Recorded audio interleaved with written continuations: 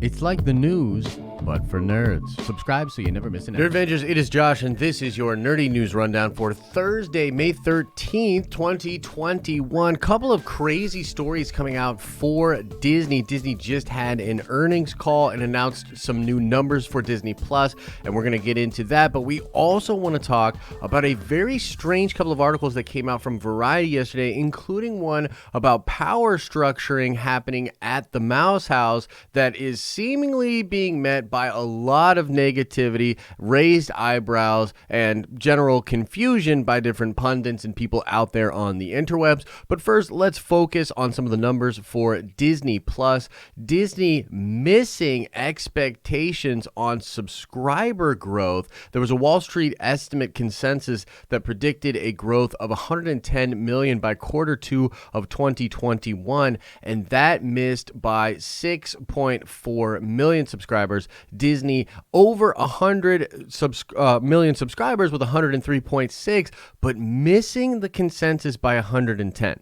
Now you might be thinking, why does that matter? That still seems incredible. That's still a really big number, and it absolutely is, but it does show that the momentum that was created by WandaVision did not carry over throughout the rest of the year. They had a big push for Disney Plus on December 10th of last year, and then WandaVision had a lot of buzz and was really talked about a lot on social media, and there was a lot of predictions that you were going to see subscriber growth just kind of keep going up, and it has stalled compared to expectations. Not good news for Disney, and an indication that the streaming wars are, in some ways just getting started. There's a lot of market share that's probably going to be shifting over the next couple of years. Disney should not be comfortable, and honestly, kind of a weird metric to be out there, considering that they had been really crushing it with Disney Plus, suffocating out a lot of the air in the room. They had just signed that deal with Netflix, and now this number comes out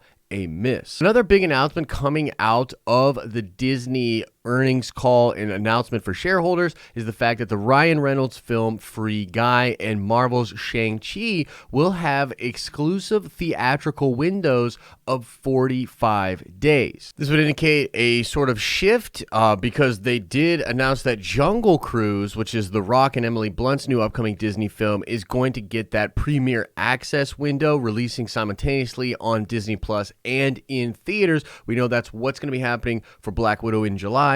But it looks like later on in the year, Disney is trying to adjust, go back to a theatrical only window, and then have a very tight 45-day window before stuff then would go to streaming services. There's probably still some details that need worked out on this. This literally just came out about a half hour ago.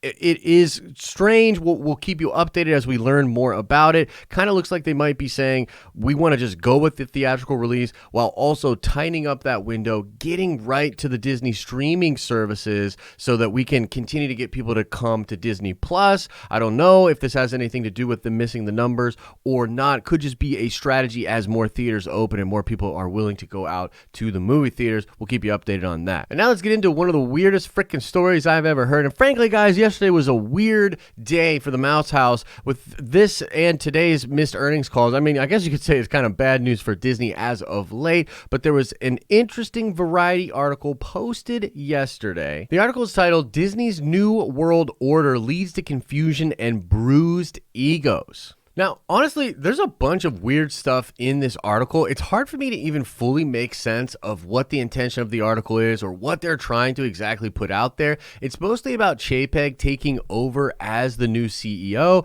a new style, how there's been a lot of different changes over there, and the fact that now, especially with a move that happened last October to restructure everything, to really put distribution and digital distribution at the forefront of everything, there's just a lot of changes going on over there, and they talk about striking a balance between the different executives, including Kathleen Kennedy and Kevin Feige, stating that Kevin Feige is the most valued executive over there and talking about how he has no plans to take over Star Wars for Kathy Kennedy. That's sort of a whole nother thing that I could really get lost down a rabbit hole, but I want to bring up this tweet here by fellow YouTuber and movie pundit John Campia. Canada. He literally tweeted this as I was researching for the show, and I found it really interesting. I was already going to talk about this story, but I think John sort of brings up a really interesting aspect of the story here that I want to touch on. He says literally here, Disney is about to go into the shitter, and he follows it up with this tweet here. He says, under Iger, the creatives and creators at Disney had the power. But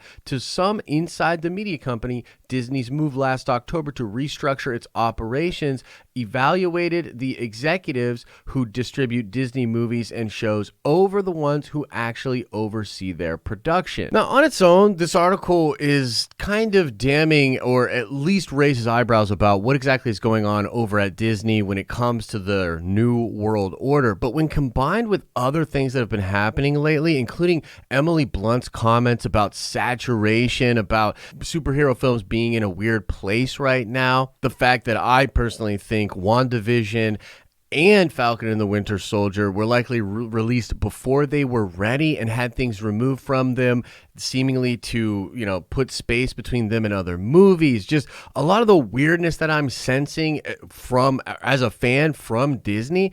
I think this article could possibly be indicating that some of that has nothing to do with Feige, has nothing to do with Kathleen Kennedy. It might actually have more to do with Chapek or this restructuring that happened in October. And of course, we don't know for certain, but with a lot of confusion out there and just everything lately with Disney feeling just a little bit off. The mismanaged May the 4th announcement, moving Celebration up kind of out of nowhere, having the big Marvel trailer drop the Monday before May the 4th, having to take Loki off Thursdays, putting it on Wednesdays very late into the game. I don't know for sure, but I could totally see a lot of these moves not actually being made by Feige or Kathy, and more or less being mandated by Chapek and the people over there. We don't know for sure, guys, but it's definitely worth talking about. And real quick, before we get off of this NNR, I do want to say